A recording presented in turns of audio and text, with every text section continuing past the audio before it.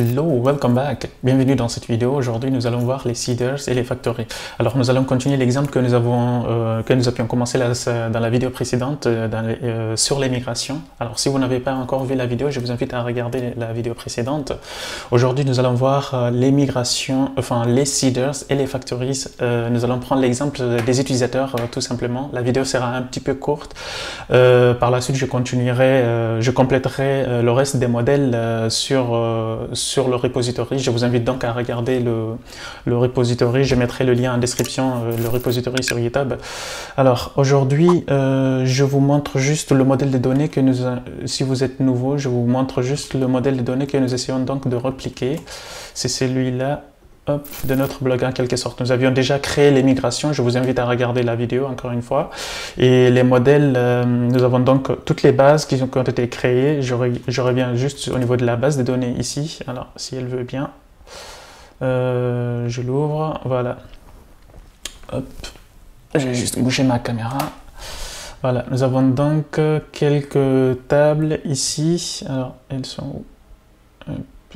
Je rafraîchis. Voilà, nous avons donc toutes les tables qui ont été créées, les jointures, etc. Donc tout est bon à ce niveau-là. Ce qu'on va faire dans cette vidéo, donc, c'est de créer, c'est de les alimenter plutôt. Les seeders servent à ça. Donc en général, les seeders, ils sont utilisés lors de la mise en production, et aussi en développement. Dans le premier cas, en production, c'est notamment lorsqu'on veut initialiser une application avec des données qu'on connaît déjà, notamment créer des administrateurs d'une application. On ne les crée pas sur l'interface. On ne va pas exposer le profil des administrateurs, etc. Ou à moins qu'on ait un double facteur d'authentification, ce genre de choses. Sinon, également, c'est de reprendre les anciennes données. Les seeders permettent également de faire cela, reprendre depuis une autre base et alimenter la base de données courantes. Notamment, supposons que nous ayons un autre blog en fait qu'on veut reprendre, que nous sommes en train de refaire une refonte d'un blog. Nous n'allons pas partir de zéro. Lorsque nous sommes en production, nous allons prendre les anciennes données pour les remettre dans la nouvelle application. Aussi, lorsque nous sommes en développement, si on a besoin de travailler avec plusieurs données, on utilise donc les factories. Je vais donc aller ici. Hop, je vous montre rapidement. Les factories donc permettent de générer des données aléatoires. Nous ici, dans le cadre de Laravel ici, ils utilisent beaucoup Faker. Si vous venez aussi de Symfony, ils utilisent beaucoup ce package pour générer aussi des données. Je ne sais plus comment d'ailleurs ils appellent les factories. Côté Symfony, ils ont une appellation un peu bizarre par rapport à Laravel. Bref, donc aujourd'hui, on va parler des seeders et les factories. Les seeders, ça permet d'alimenter la base de données, que ce soit des données externes ou d'une API, etc. Si nous décidons donc de générer nos propres données, nous utilisons les factories pour générer ces données-là. Donc, c'est deux concepts un peu différents. Donc, ici, hop, je vais tout fermer. Je reviens au niveau du projet. Paf. Je reviens au niveau de database. Dans ce dossier-là, nous avons un dossier qui s'appelle Factories et un dossier qui s'appelle Seeders. Alors, la semaine dernière, dans la vidéo précédente, nous avions vu les migrations. Nous avons créé les tables ici. Nous n'avons pas à y revenir. Au niveau des seeders ici, nous avons une seule table actuellement qui est la database seeder. C'est la table par défaut en quelque sorte qui permet c'est le point d'entrée. Nous pouvons changer cela en ligne de commande si nous souhaitons. Donc, pour créer un seeder, en quelque sorte, on peut avoir une classe. D'ailleurs, cet exemple-là, ici, nous avons un utilisateur ici, la table des utilisateurs permet de créer un factory de 10 utilisateurs. Et là, il indique que je veux créer 10 utilisateurs. Si je veux 100 utilisateurs dans ma base de données qui sont déjà prêts, je fais juste 100 utilisateurs, create, et puis c'est tout. Il va me créer 100 utilisateurs en utilisant les factories ici. Alors, les factories, elle est juste là. Elle n'est pas encore complète, puisque notre modèle de données, il a un peu évolué, mais bon, c'est un peu ça le concept. Alors, ce qui arrive, c'est que parfois, lorsqu'on a plusieurs modèles, dans notre projet-là, il y a quelques modèles, on n'a pas vraiment besoin de scinder ça en plusieurs classes. Mais sinon, ce qui arrive, c'est que parfois, si on a plusieurs modèles de données et qu'ils ont des relations un peu différentes ou ou des actions un peu plus focus, on décide donc de les séparer dans plusieurs classes. Donc si je fais ici, je vous montre juste rapidement ici, hop, je supprime cela, ça c'était pendant mes tests. Si je viens au niveau de cette classe-là, nous avons PHP artisan make seeder. Je vous invite vraiment à regarder la commande artisan où tout est documenté, tout est bon. Si je fais artisan, PHP artisan make seeder ici, H, j'ai ici le nom de... Hop, il me permet juste de créer le nom de name of the class. En quelque sorte, j'indique ici la classe que je souhaite créer. Je vais donner l'exemple ici, juste users table seeder.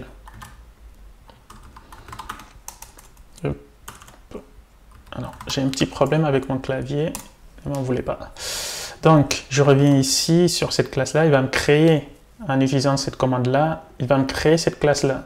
Elle ressemble un petit peu à celle-ci, elles sont à peu près pareilles, sauf que celle-là, c'est la table par défaut database seeder, c'est le point d'entrée. Si nous souhaitons, par exemple, appeler notre users table ici, nous avons juste à faire ici this.call. Nous pouvons renseigner ici la classe de l'autre directement, de cette façon-là. Nous pouvons également donner ici un tableau de classe, si nous avons plusieurs, notamment plusieurs seeders, on va les appeler les uns appeler les autres, etc. Ça permet d'aller plus vite. Alors, si je reviens là, je vous montre. Alors, il fait un wrap ici, si c'est par un tableau, il l'encapsule dans un tableau. C'est ce qu'il fait là. Donc, ce que je vais faire là, je vais prendre cette partie-là, ici, hop, je vais la mettre dans user table ici, user table seeder que je viens de créer. J'ai des commandes. Alors, dans notre modèle de données ici, utilisateur, et vu qu'il a un peu évolué, je reviens sur notre modèle utilisateur ici. Voici les colonnes actuelles que nous avons.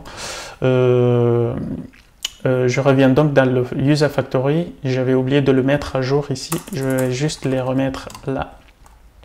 Donc, nous avons email. Il existait déjà. Mobile, on l'a pas. Verified at, on l'a aussi. Le password, on l'a. Intro, on n'a pas vraiment besoin, mais bon, on va le laisser. Ce que je vais faire donc ici, au niveau de first name, j'utilise Faker. Comme nous l'avons ici, en quelque sorte, c'est une classe, un générateur de données. Je vais faire juste un first name ici. Vous pouvez donner ici le sexe, le genre en tout cas. Hop, alors, je ne sais plus c'est quoi le paramètre, le gender. Je ne sais plus si c'est M ou F, ça marche, ou un truc comme ça. Vous pouvez laisser par défaut, il va le générer par défaut. Ça, c'est pour le first name. Et le last name aussi, c'est à peu près pareil. On peut faire last name. Mobile, il permet également de générer numéro mobile. Mobile phone ou un truc comme ça. Phone number. Ok, intro, ça c'est juste un texte. C'est en quelque sorte la biographie de l'auteur, ce genre de choses. Je vais faire juste un texte. Je donne le nombre de caractères maximum. Je vais mettre 200. Le profil. Alors, si je reviens juste au niveau de la table user table ici. Et au niveau de la migration, nous avions ici un tableau, une énumération en quelque sorte. Ce que je vais faire, je vais prendre cette partie-là. Je vais la mettre au niveau de notre classe des utilisateurs. Je vais mettre ici juste profiles. Comme ça, pour qu'on puisse les réutiliser. Vu que nous avions choisi ici de ne pas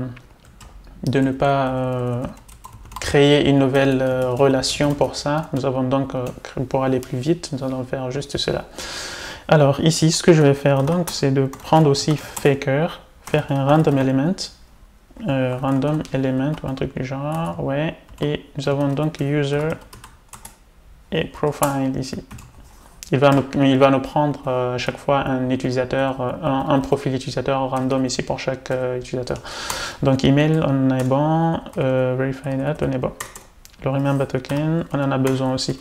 Alors ça, c'est un hash qui vient par défaut avec Laravel. Nous devons changer ça. Nous pouvons changer le mot de passe. Hop. Hash make password. On peut faire de cette façon-là, comme ça, si on souhaite changer la méthode de crypter la page, le mot de passe, etc. On pourra il va le rehacher à chaque fois. Donc, nous avons cela. Alors, nous allons revenir sur ça tout à l'heure. Ici, donc, au niveau de la user stable seeder, je vais lancer cette commande-là. Hop, je viens là. Alors, PHP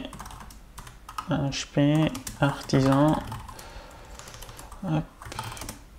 Il va falloir que je pense à changer de clavier.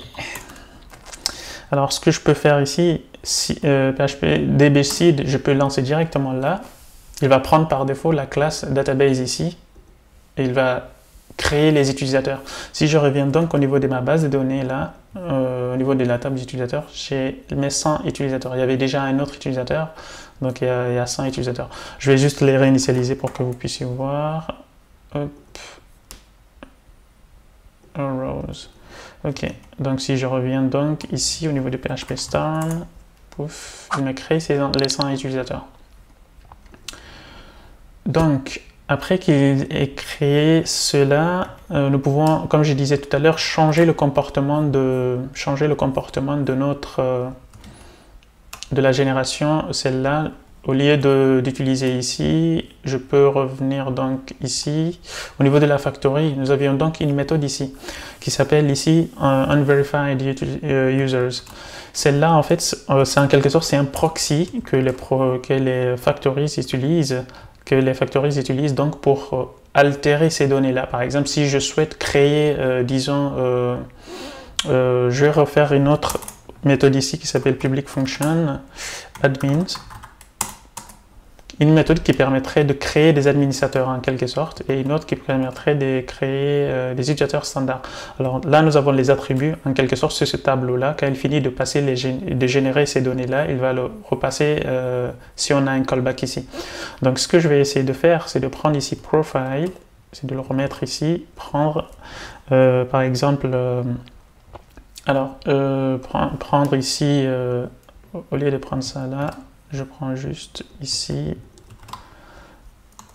les admins. Disons que je reviens là, c'est le premier, oui. Donc, nous avons donc ici, non, c'était pas celui-là. Bon, je vais les changer. Pouf. Et bon, on est bon. Hop. En quelque sorte, il retourne donc une user factory. Si je reviens donc au niveau de la table users ici, je peux avoir ici admin directement. Je lui demande des administrateurs. Il va comprendre, il va me créer par exemple 10 administrateurs. Create. Cette méthode-là, en fait, elle permet de changer le comportement que nous avons défini ici par défaut. Donc, c'est une autre façon d'altérer les données. Nous allons revenir plus tard sur la façon d'écrire des relations, etc. Pour l'instant, je vais juste créer les autres tables. Je mettrai là sur le GitHub et dans la vidéo précédente, nous allons parler des relations Eloquent, notamment sur les posts, les utilisateurs. Nous allons créer des utilisateurs et les associer aux posts, etc. Donc, dans cette vidéo-là, c'était juste pour présenter rapidement les seeders et les factories. Donc, alors, vous vous demandez sûrement cette méthode-là, pourquoi elle est là. Alors, au niveau du modèle utilisateur ici, Eloquent, nous avons une méthode, un trait ici qui s'appelle asFactory. C'est à travers celui-là en fait qu'il permet d'identifier en fait la factory qui est utilisée là. Donc je récapitule, nous avons vu donc en cette vidéo donc comment créer les seeders ici pour créer les factories. Là j'ai réutilisé juste la factory qui était là de base. Vous pouvez aussi également faire PHP artisan make factory. Je vais juste faire un H. Et puis voilà, nous avons donc un factory, vous pouvez l'associer au modèle ici, etc. Donc c'est vraiment quelque chose de très intuitif. Là, je vais dupliquer cette méthode-là. Nous allons juste tester ça rapidement avant de terminer la vidéo. Admins. Hop, je vais refaire un autre qui s'appelle standards. Hop, qui sera donc le 1. Si je viens ici, au niveau de userstable, j'ai créé 10 admins et 10 utilisateurs standards. Pour l'instant, je vais revenir je vais tout réinitialiser dans ma base de données, PHP Artisan, migrate, fresh. Je vais réinitialiser toutes les bases. Pour l'instant, je vais commenter juste la deuxième ligne. Nous allons créer avec la première, PHP Artisan, dbseed. Ouf, il va me créer 10 utilisateurs, administrateurs. Je reviens donc au niveau de la base ici. Ouf, je rafraîchis. Si je regarde ici le profil, nous avons 10 administrateurs. On voit bien que cette méthode-là, elle a changé un petit peu le comportement qui était là, par défaut, qui était ici, qui était là.